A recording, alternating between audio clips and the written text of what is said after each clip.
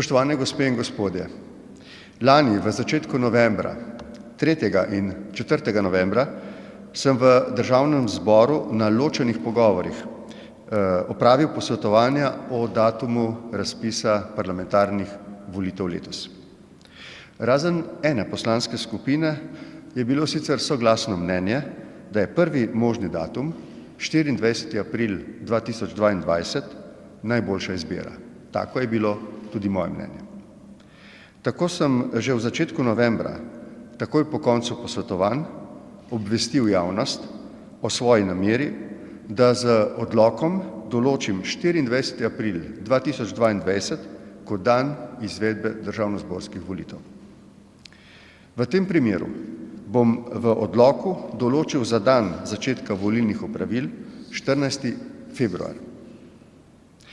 Ker imamo še vedno opraviti z covidnimi razmerami, sem se danes odločil povabiti na pogovor Državno volilno komisijo z namenom, da se dovolj zgodaj uradno seznani z dnevom izvedbe volitev ter ustrezno prilagodi vse postopke in opravila, tudi glede na covidne razmere tako, da bodo imeli vsi volilni upravičenci možnost glasovanja tako ali drugače. Državno volilno komisijo sem potemtakem danes obvestil, da bom 9. februarja podpisal odlok o razpisu rednih volitev v Državni zbor, da bom kot datum za začetek volilnih opravil določil 14. februar in kot dan za izvedbo volitev 24. april 2022. Spoštovane gospe in gospodje, ocenjujem, da ima Državna volilna komisija dovolj časa, da tudi v covidnih razmerah pripravi, organizira in izvede volitve tako, da nad rezultati volitev ne bo nobene sence dvoma. Dejal sem že, da se že v začetku novembra niso prav vse poslanske skupine strinjale z mojo izbiro datuma volitev. Tako takrat kot danes se je poslanska skupina Slovenske nacionalne stranke zavzela za volitve 5. junija 2022. To je legitimno stališče, vendar pa je moja pristojnost in moja odgovornost, da se odločim in podpišem odlok ter razpišem volitve. Ocenjujem, da je tudi v teh covidnih razmerah izbrani datum za izvedbo volitev 24. april tega leta najprimernejši datum. Glede covidnih razmer naj med drugim povem, da je bilo v zadnjih 2 letih v teh razmerah v evropskih državah opravljenih več kot 40 volitev na lokalni, deželni in državni ravni, pri čemer so našli različne načine za nemoten potek in izvedbo volitev.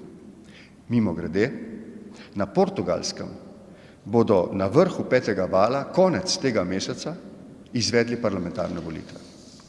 Ne glede na povečano število okužb, pričakujemo vrh do konca tega meseca, se vlada za razglasitev epidemije ni odločila. Poleg tega, kljub povečanemu številu okužb, ni zaprtja države, temveč prav nasprotno, popuščanje ukrepov glede dolžine karantene za normalno omogočanje dela in življenja. Za voljo vseh teh in drugih razlogov sem se odločil, da bom 9. februarja podpisal odlok o razpisu rednih volitev v Državni zbor.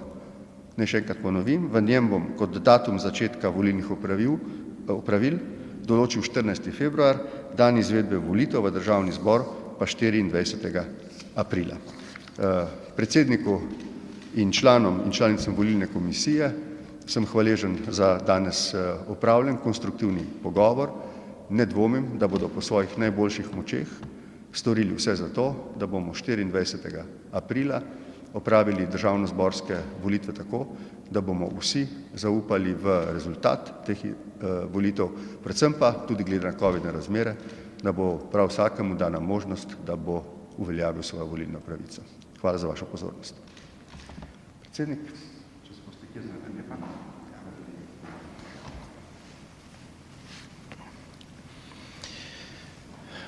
Lepo pozdravljeni. Najprej iskrena hvala predsedniku Republike, gospodu Pahorju, za vabilo vsem članicam in članom Državne volilne komisije. Predsednik nas je sedaj tudi formalno in uradno seznanil o datumu volitev. Opravili pa smo tudi izjemno konstruktiven pogovor. Člani Državne volilne komisije smo mu potrdili, da bomo, tako kot vedno, skupaj z vsemi deležniki in seveda tudi volivci, storili vse za zakonito in pravilno izvedbo volitev v Državni zbor in da bodo tudi letošnje volitve, tako kot vedno, praznik demokracije. Seveda pa smo predsedniku republike pojasnili tudi določene probleme in težave, ki se že pojavljajo in se tudi bodo pojavljale pri procesnih opravilih in seveda pri sami izvedbi volitev. Pri tem imam seveda v mislih to nesrečno pandemijo koronavirusa in seveda s tem povezane omejitve. Volilna zakonodaja izvedbe vseh volilnih opravil v takih razmerah ne predvideva, kar je razumljivo. Nobena država ni bila pravočasno pripravljena na razmere, kakršne so. Seveda smo pa predsedniku pojasnili tudi določene rešitve z seveda analogno uporabo pravnih norm. Seveda pa nekaterih posameznih določb enostavno ni mogoče razlagati drugače kot z jezikovno razlago. Zato bi bila seveda primerna morda določena sprememba zakonodaje, še bolj pa morda poseg izvršilne veje oblasti s posameznimi odločitvami.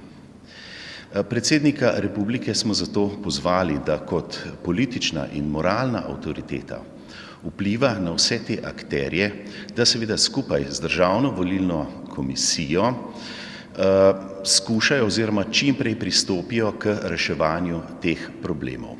In seveda tudi, da pozove volivce k strpnosti pri teh volitev in seveda tudi, da poskušajo izrabiti druge oblike oziroma posebne oblike glasovanja, ki jih že sedaj volilna zakonodaja omogoča. Najlepša hvala.